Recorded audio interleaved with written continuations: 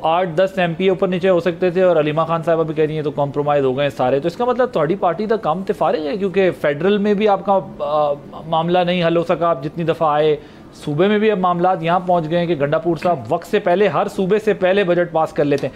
अब मुझे ये बताएं कि PTI में फैसला साजी होती कैसे? बैरिस्टर गौर इस प्रोसेस से लाइल निकले, सलमान अकरम राजा इस प्रोसेस से लाइल निकले, और अब आप सुप्रीम कोर्ट चले गए। सुप्रीम कोर्ट क्या लेने गए? सुप्रीम कोर्ट इसमें आपकी क्या मदद करेगी? आप तो खुद भी वकील हैं, आपको पता होगा।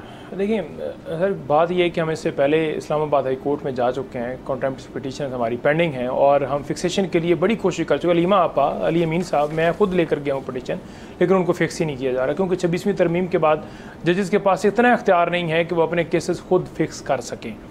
तो इस सूरत हाल से दो चार है। अब दूसरी तरफ इमरान खान साहब का हुक्मनामा है, उन्होंने कहा सुप्रीम कोर्ट जाएं, वो सुप्रीम कोर्ट चले गए। और बैरिस्टर साहब भी तो तर्जुमान है सूबाई हुकूमत के, वो भी तो मिलने चले जाते हैं। गंडापुर साहब क्यों नहीं मिल पा रहे? देखिए ये तो अब उनको पता होगा कि वो कैसे मिल लेते हैं और नहीं मिल पाते। मैं तो खुद जाता हूँ, मैं खड़ा रहता हूँ, मुझे नहीं मिलने देते। तो अलीमा खान है, मैं उनको नहीं मिलने दिया जाता।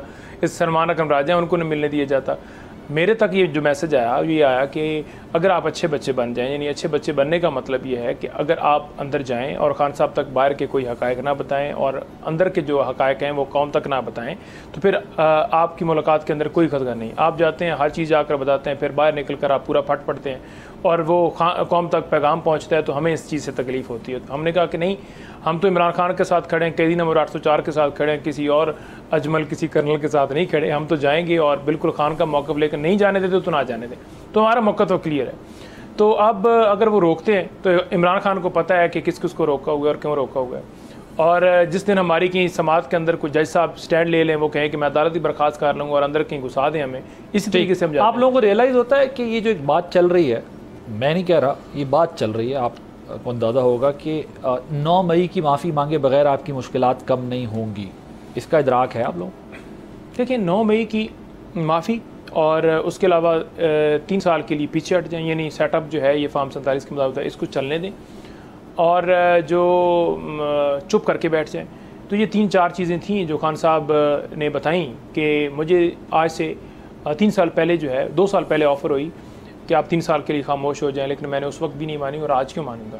अगर आप कुर्बानी दे रहे हैं, अगर आप जेल में हैं, आपकी एहलिया जेल में है, आपके वर्कर्स जेल में, आपकी पार्टी को ख़त्म करने के लिए हर तरह के हरबे किए गए हैं, चोरी किया गया मैंडेट, वर्कर्स को शहीद किया गया है, उसमें आप पीछे नहीं हटे, तो अब आप आके क्यों हटेंगे? इमरान खान असल एक जगह के ऊपर मुस्तहकम और जो वो एक दफ़ा ठान लेते हैं ना, वो उससे पीछे नहीं हटते। और मैंने यही ऑब्ज़र्व किया है।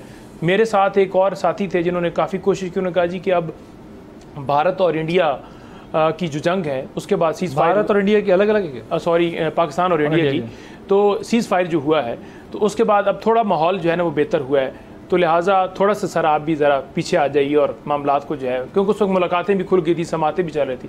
उन्होंने कहा कि बात यह कि हम अपने मौक़िफ़ से कैसे पीछे हट सकते हैं। जो हमारा मौक़िफ़ है, रूल ऑफ लॉ होना चाहिए, 26वीं तरमीम ख़त्म होनी चाहिए, लोगों के हकूक़ हासिल होने चाहिए, तमाम कैदी रिहा होने चाहिए, वो हमारे जमहूरियत की सरबुलंदी होनी चाहिए, वो वहीं पर हैं। अगर वो नहीं होते तो फिर मैं मौक़िफ़ से क्यों पीछे हटूँ? और जितना आपको ये आप नीचे झुकोगे ये और लोग आपको दबाएंगे, और मैं उनको बड़ी अच्छी तरह से जानता हूँ। तो जो उनकी बॉडी लैंग्वेज है ना, या जो उनका जो सोच है, जो मैंने परखी है, जो मैंने देखा है, वो बिल्कुल अपनी जगह के ऊपर हिले नहीं है। सब्सक्राइब करें और बेल दबाएं ताकि कोई खबर रह न जाए।